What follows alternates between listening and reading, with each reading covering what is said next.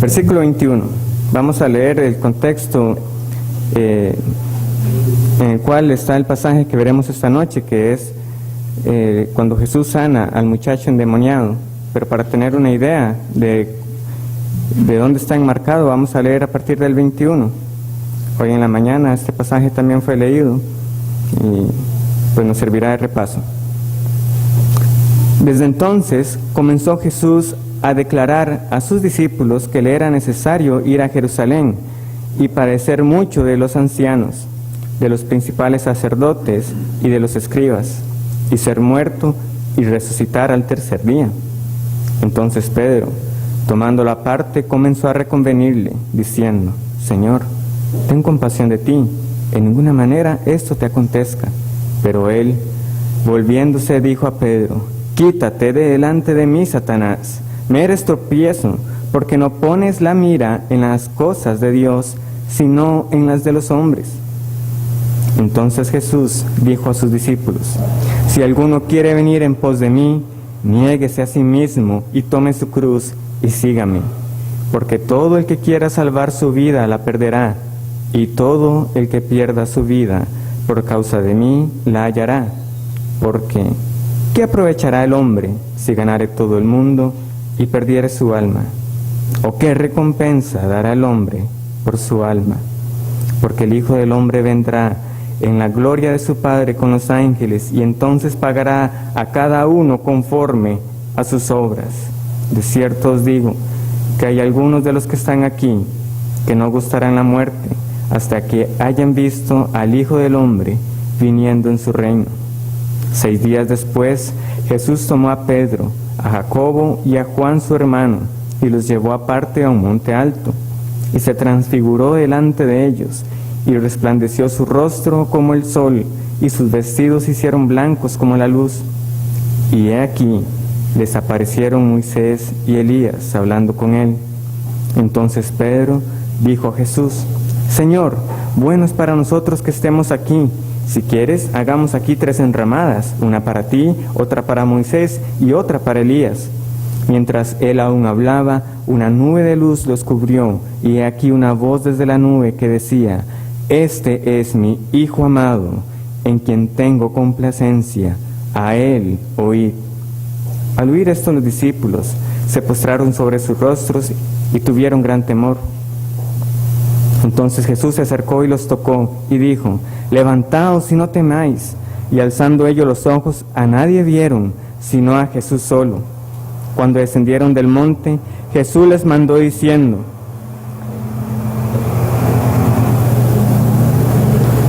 No digáis a nadie la visión hasta que el Hijo del Hombre resucite de los muertos. Entonces sus discípulos les preguntaron diciendo: ¿Por qué pues dicen los escribas que es necesario que Elías venga primero? Respondiendo Jesús les dijo: A la verdad, Elías viene primero y restaurará todas las cosas. Mas os digo que Elías ya vino y no le conocieron, sino que hicieron con él todo lo que quisieron. Así también el Hijo del Hombre padecerá de ellos.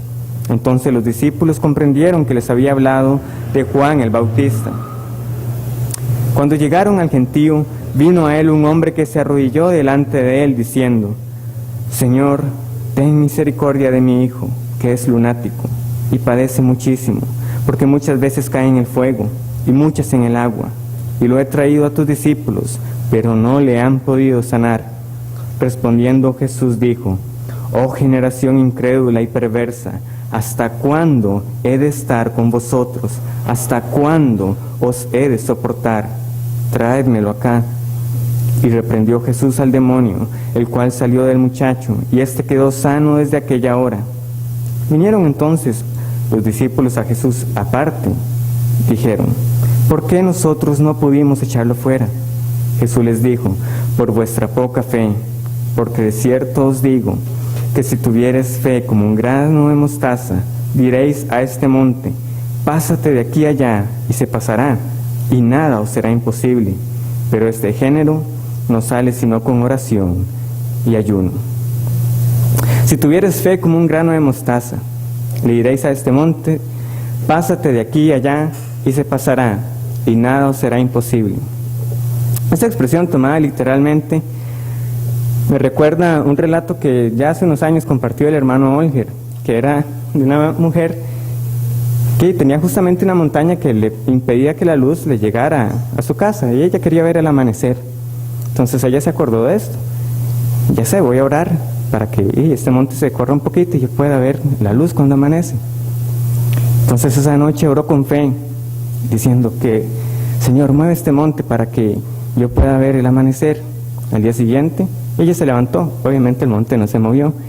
Y cuando lo vio dijo, ves, yo sabía. Sí, con cuánta fe habrá orado, quién sabe.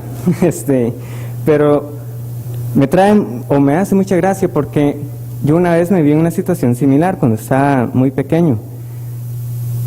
La memoria no me da para recordar cómo yo llegué a hablar de eso con la niña, una chiquita en el barrio.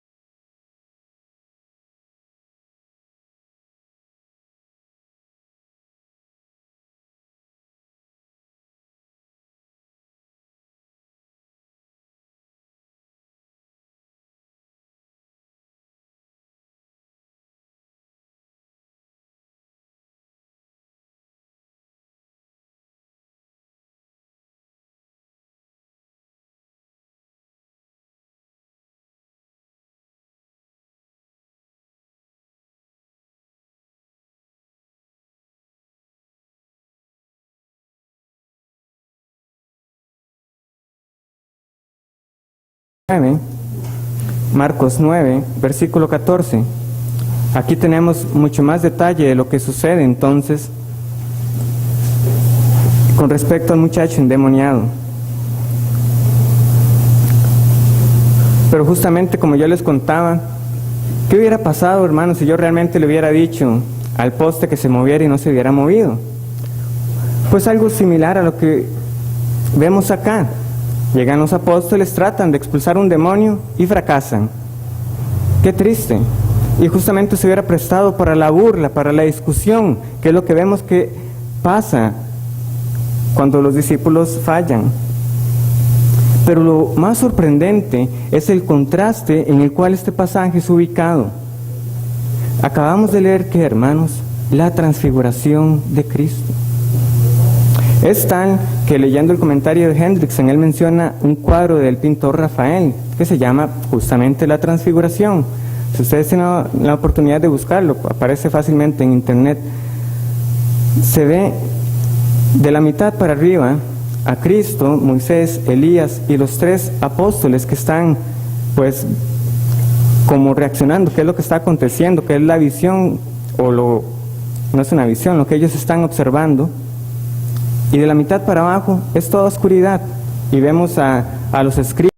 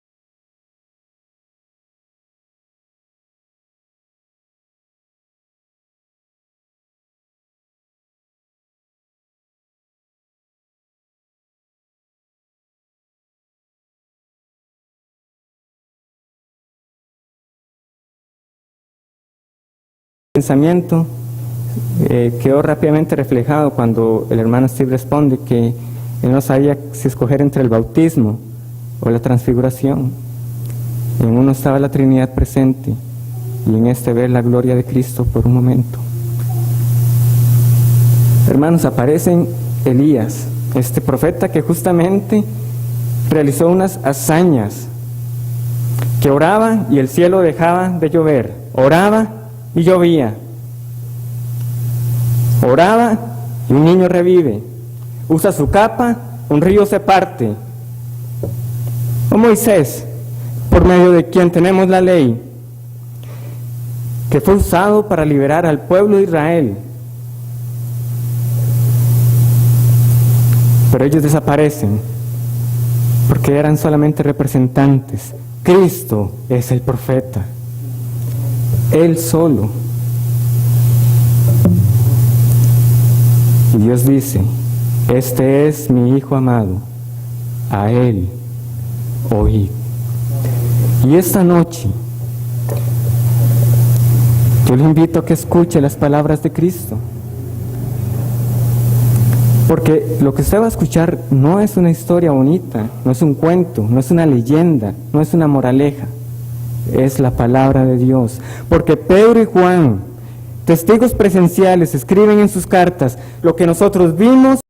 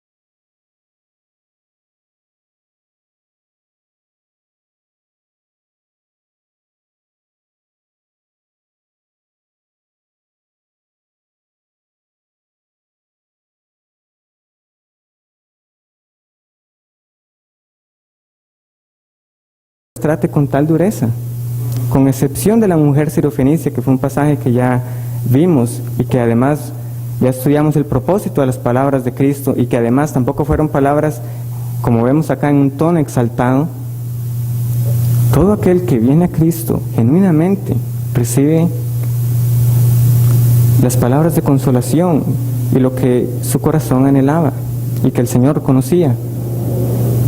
Además, con respecto a los discípulos, el Señor tampoco los reprende públicamente. Muchas veces nosotros vamos a ver al Señor corrigiendo a sus discípulos, pero nunca lo va a hacer en público, poniéndolos en menosprecio o en ridículo delante de las demás personas. Siempre lo hace en privado. Estas palabras entonces definitivamente van para los escribas.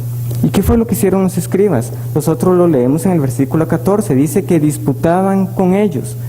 ¿Quiénes son ellos? Aunque podría parecer ambiguo, ellos se refiere a los discípulos, siguiendo el uso que el pronombre ha tenido.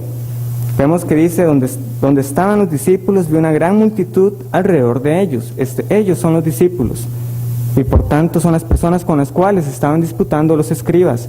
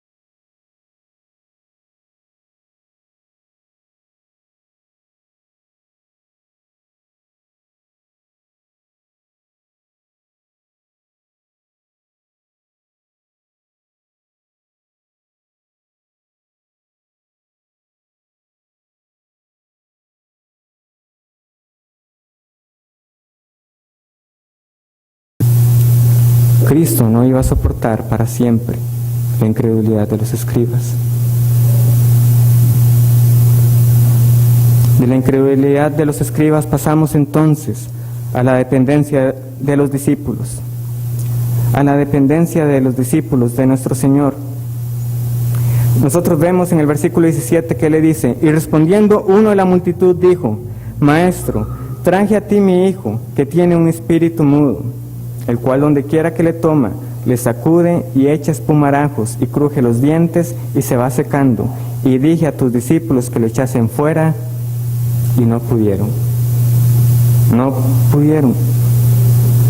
A este punto ya a nosotros ni nos debería sorprender, ya no es un hecho nuevo que los apóstoles en un momento actúan de una manera que es digna de alabanza, digna de imitar, y en el siguiente los vemos que fracasan miserablemente. ¿Qué ha sucedido, hermanos, después del milagro de la alimentación de los 4,000? El Señor les tiene que decir, cuando Él les dice, cuídense de la levadura de los fariseos. Yo no estoy hablando del pan. ¿No se acuerdan de cuántos multipliqué yo entre 5,000 y de los 7 entre 4,000? Y entonces más adelante vemos a Pedro cuando hace la declaración, tú eres el Cristo, el Hijo del Dios viviente. Y Jesús le dice, oh Pedro, bendito eres porque no te lo reveló carne ni sangre, sino mi Padre que está en los cielos. Y yo te digo, tú eres Pedro, una piedrecita, pero yo, sobre esta roca, edificaré mi iglesia y las puertas del Hades no prevalecerán contra ella. Y hasta el día de hoy nosotros vemos que ha sido así, que la iglesia de Cristo sigue y permanece. Y luego, el mismo Pedro, Señor, que esto no te acontezca. ¿Por qué tienes que pasar por esto y morir? Quítate delante de mí, Satanás, porque no pones la mirada en las cosas de Dios, sino en la de los hombres. Y luego,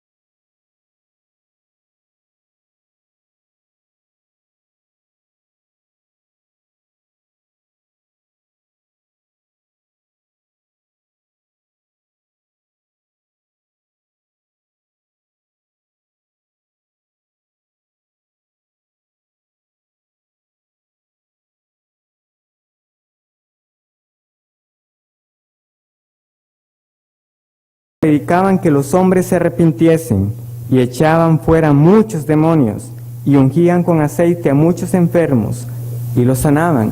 Lo que Cristo dice se cumple. En efecto tenían esa autoridad. Es más, vayamos un momento a Lucas capítulo 10. Lucas capítulo 10, versículo 17.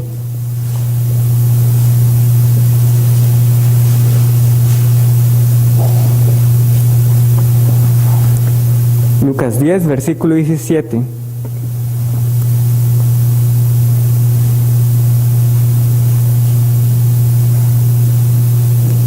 Volvieron los 70 con gozo, diciendo: Señor, aún los demonios se nos sujetan en tu nombre. Y les dijo: Yo veía a Satanás caer del cielo como un rayo. He aquí, os doy potestad de hollar serpientes y escorpiones, y sobre toda fuerza del enemigo, y nada os dañará. Pero no os regocijéis de que los espíritus se os sujetan, sino regocijaos de que vuestros nombres están escritos en los cielos. Lo hacían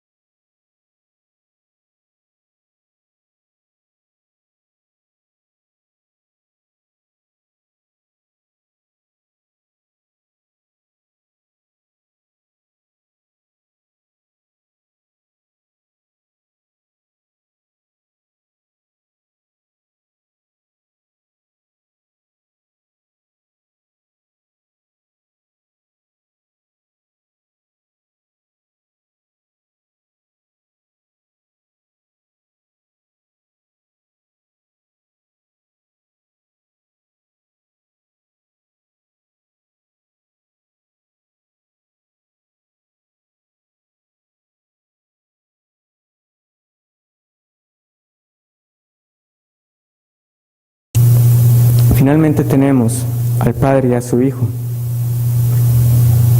Con respecto al Hijo sabemos varias cosas. Sabemos que era un demonio el causante de sus aflicciones. Sabemos que es descrito como lunático y además que esto le sucedía desde pequeño. Leamos versículo 20. Y se lo trajeron, y cuando el espíritu vio a Jesús, sacudió con violencia al muchacho, quien cayendo en tierra se revolcaba, echando espumarajos. Jesús preguntó al padre: ¿cuánto tiempo hace que le sucede esto? Y él dijo: desde niño. Y muchas veces le echan en el fuego y en el agua para matarle, pero si puedes hacer algo, ten misericordia de nosotros y ayúdanos. Jesús le dijo: si puedes creer, al que cree,